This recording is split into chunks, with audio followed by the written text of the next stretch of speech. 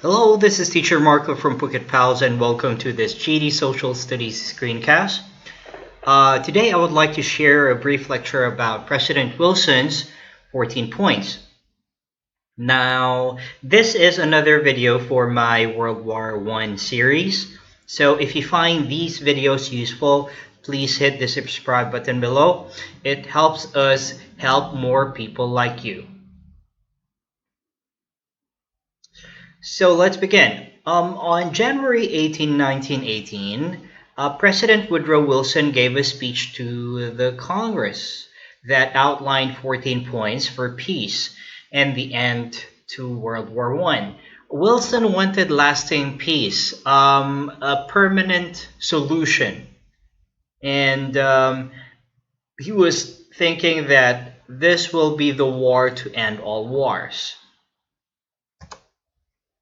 Now, leading up to Wilson's speech, the United States entered World War I on the side of the Allies on April 6, 1917. However, the US entered the war reluctantly. Unlike many European nations, the US wasn't fighting over territory or in revenge for past wars. So Wilson wanted the end of the war, to bring out lasting peace for the world. He gathered together a number of advisors and had them put together a plan for peace. Now, this plan became the 14 points. The purpose of the 14 points was to outline a strategy for ending the war.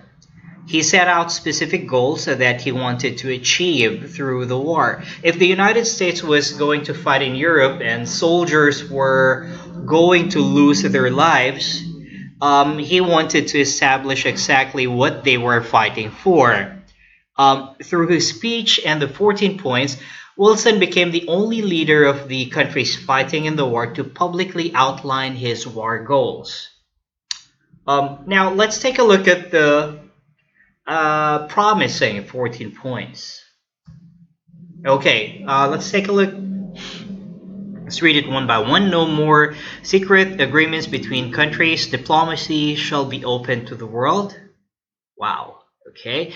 International seas shall be free to navigate during peace and war, of course. Number 3, there shall be free trade between the countries who accept the peace. 4, there shall be a worldwide reduction in weapons and armies by all countries. 5, colonial claims over land and regions will be fair. 6, Russia will be allowed to determine its own form of government. All German troops will leave Russian soil. 7, German troops will evacuate Belgium and Belgium will be an independent country.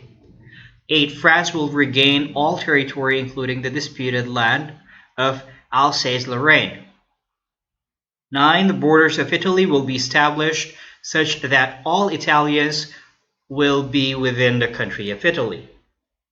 10, Austria-Hungary will be allowed to continue to be an independent country. 11, Central Powers will evacuate Serbia, Montenegro, and Romania, leaving them as independent countries. 12, the Turkish people of Ottoman Empire will have their own country. Other nationalities under the Ottoman rule will also have security.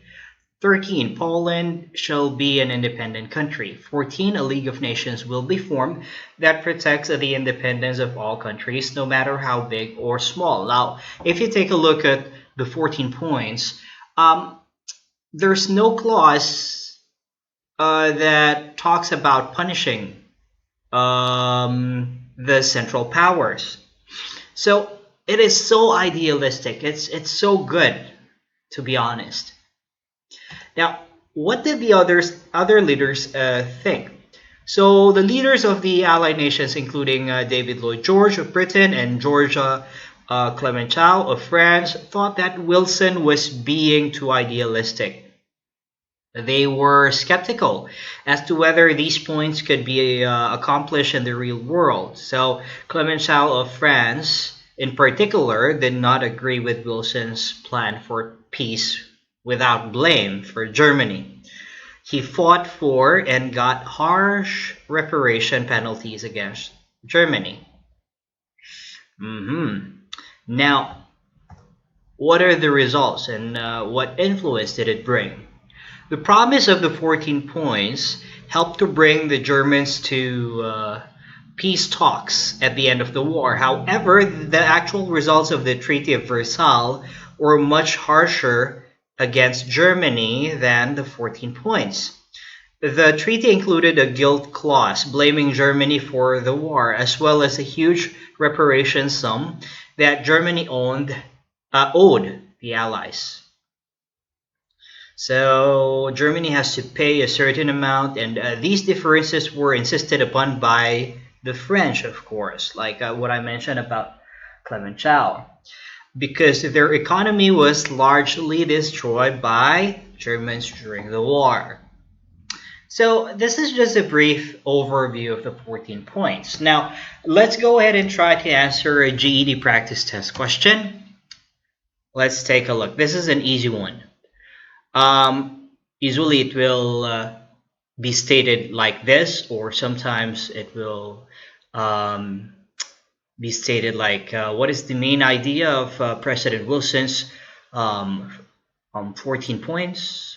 But let's take a look at this question. One goal for a lasting peace that President Woodrow Wilson included in his 14 points was A. Establish a League of Nations, B. Maintaining a permanent military force in Europe, C. Returning the United States to a policy of isolationism, blaming Germany for causing World War I. So let's do some elimination. Let's remove letter D because, like what I mentioned a while back, there's no blaming and 14 points or punishment.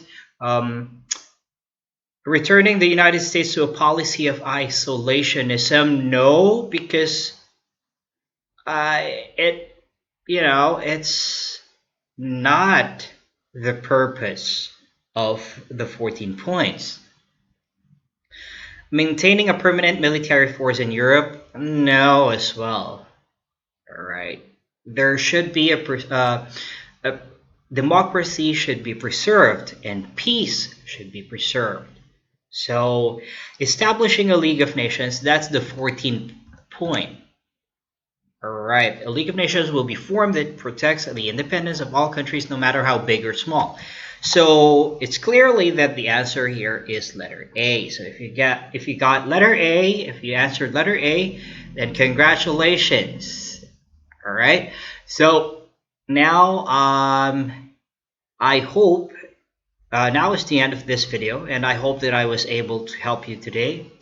I want to thank you for your time, and again, this is Teacher Marco.